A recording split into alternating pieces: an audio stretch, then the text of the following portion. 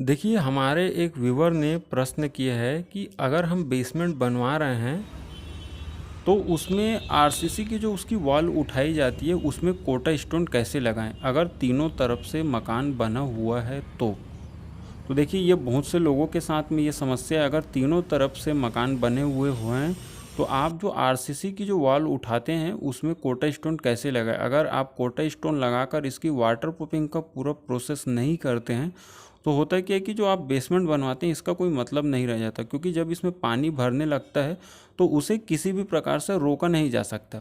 और जो बेसमेंट की वॉल में जो अंदर लीकेज सीपेज होते हैं इसे रोकने का काम इंजेक्शन ग्राउटिंग के द्वारा ही किया जा सकता है।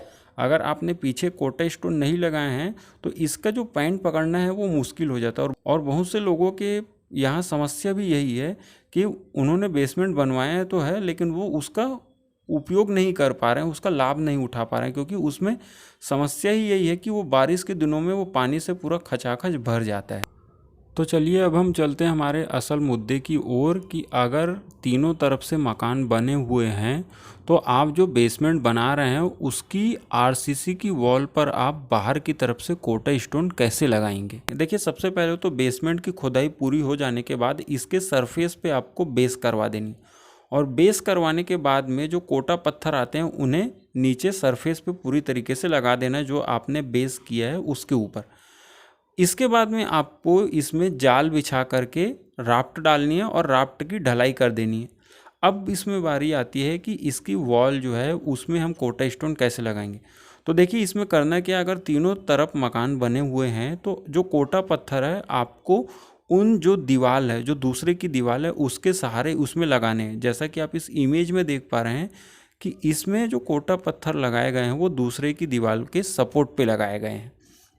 तो आपको भी सेम यही करना है और उसके बाद सामने से सेंटिंग लगा करके इसकी ढलाई करनी है।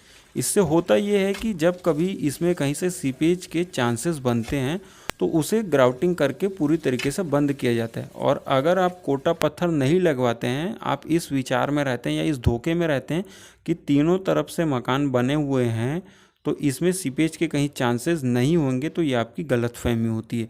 क्योंकि अगर आप बेसमेंट बनवा रहे हैं तो इसमें लीकेज और सीपेज के चांसेस 100 में 90% होते हैं। तो आपको भी यही करना है कि तीनों तरफ से मकान बने हुए हैं तो आपको जो कोटा स्टोन है वो दूसरे की दीवार के सहारे खड़े करने हैं। उसके बाद जाल बांध करके उसमें आरसीसी जो कंक्रीट है उसकी ढलाई करनी है। तो अगर आप इन तरीकों को अपनाते हैं तभी जो बेसमेंट के लीकेज सीपेज है उसे आप रोक सकते हैं। तो आज के लिए इस वीडियो में बस इतना ही। उम्मीद करते हैं वीडियो आपको पसंद आया होगा।